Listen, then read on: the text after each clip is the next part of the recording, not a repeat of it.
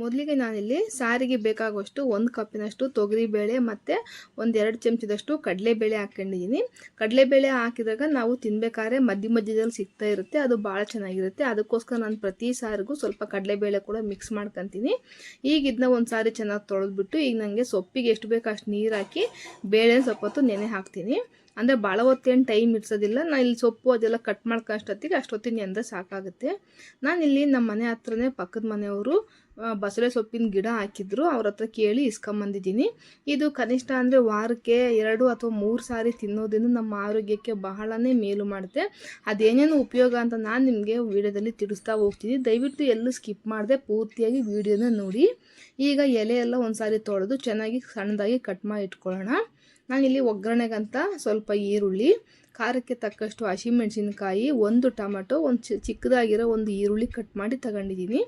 ಈಗ ಸಣ್ಣದಾಗಿ ಕಟ್ ಮಾಡ್ಕೊಂಡಿರೋ ಸೊಪ್ಪು ಹಾಕಿ ನಾನಿಲ್ಲಿ ಟೊಮೆಟೊ ಹಸಿಮೆಣಸಿನ್ಕಾಯಿ ಎಲ್ಲ ಹಾಕಿದ್ದೀನಲ್ಲ, ಈಗ ಅದನ್ನು ಹಾಕಿ ನಾನಿಲ್ಲಿ ಒಂದು 2 ಚಮಚದಷ್ಟು ಸಾಂಬಾರು ಪುಡಿ ಹಾಕ್ತಾಯಿದ್ದೀನಿ. ಅಂದರೆ ನಾವು ಮನೆಯಲ್ಲಿ ಮಾಡಿಟ್ಕೊಂಡಿರ್ತೀವಲ್ಲ ಅದೇ ಸಾಂಬಾರು ಪುಡಿ. ನಾವಿಲ್ಲೇನು ಮಿಕ್ಸಿಗೆ ಹಾಕೋದೇನು ಬೇಕಾಗಿಲ್ಲ. ರುಚಿಗೆ ತಕ್ಕಷ್ಟು ಉಪ್ಪು ಹಾಕಿ ಇದೊಂದು ಸಾರಿ ಎಲ್ಲ ಮಿಕ್ಸ್ ಮಾಡಿ ಈಗ ಕುಕ್ಕರ್ ಮುಚ್ಚಿ ಒಂದು 3 ವಿಚಲ್ ಹೊಡ್ಕೊಂಡ್ರೆ ಸಾಕಾಗುತ್ತೆ. ಬಸಳೆ ಸೊಪ್ಪಿನಲ್ಲಿ ಹೆಚ್ಚಿನದಾಗಿ ಎ ವಿಟಮಿನ್ ಇದೆ. ಎ ವಿಟಮಿನ್ ನಮ್ಮ ಕಣ್ಣಿನ ಆರೋಗ್ಯ ಸಮಸ್ಯೆಯನ್ನು ಇದು ಕಾಪಾಡುತ್ತೆ. ಮತ್ತು ಈ ಸೊಪ್ಪಿನಲ್ಲಿ ಡಿ ವಿಟಮಿನ್ ಕೂಡ ಅಷ್ಟೇ ಇರುತ್ತೆ.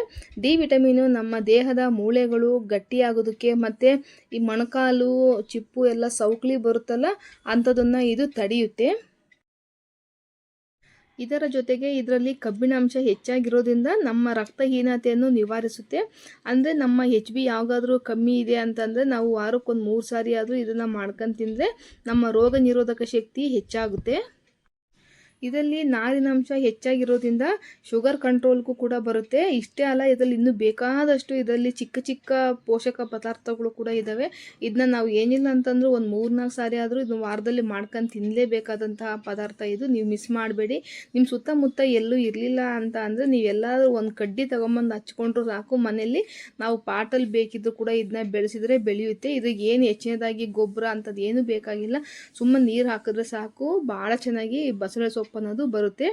ಈಗ ನೋಡಿ ಎಲ್ಲ ಒಂದು 3 ವಿಷಲ್ ಹಾಕ್ಸ್ಕೊಂಡಾದ್ಮೇಲೆ ಒಂದು ಸಾರಿ ಚೆನ್ನಾಗಿ ಮಸದು ನಾನಿಲ್ಲಿ ಒಗ್ಗರಣೆ ಕೊಟ್ಟಿದ್ದೀನಿ. ಈಗ ತುಂಬ ಈಸಿಯಾಗಿ ಬಹಳ ರುಚಿಯಾದ ಮತ್ತು ಆರೋಗ್ಯಕರವಾದ ಈಗ ಬಸಳೆ ಸೊಪ್ಪಿನ ಬೇಳೆ ಸಾರು ರೆಡಿಯಾಗಿದೆ.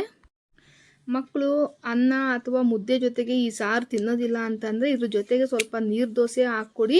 ನಮಗೇನು ಮಕ್ಕಳು ಸ್ವಲ್ಪ ಜಾಸ್ತಿ ಸೊಪ್ಪು ತಿನ್ನಬೇಕು ಅಷ್ಟೇ. ಸೊಪ್ಪು ತರಕಾರಿ ಅವರು ಯಾವ ವಿಧಾನವಾಗಾದರೂ ತಿಂದರೂ ಪರವಾಗಿಲ್ಲ, ಅವ್ರಿಗೆ ನಾವು ತಿನ್ನಿಸ್ಬೇಕು. ಈಗ ನೋಡಿ ನಾನಿಲ್ಲಿ ಅನ್ನದ ಜೊತೆ ಸ್ವಲ್ಪ ತುಪ್ಪ ಹಾಕ್ಕೊಂಡು ಈ ಬೇಳೆ ಸಾರನ್ನ ತಿಂತಾಯಿದ್ದೀನಿ. ಎಷ್ಟು ರುಚಿ ಅದ್ಭುತವಾಗಿದೆ ಅಂತಂದರೆ ಬಾಯಿಲಿಟ್ಟರೆ ಸಾಕು ಆ ಸೊಪ್ಪಿನ ವಾಸನೆ ಮತ್ತು ತುಪ್ಪ ಘಮ ಘಮ ಅಂತ ಇದೆ. ತುಂಬಾ ರುಚಿಯಾಗಿರುತ್ತೆ.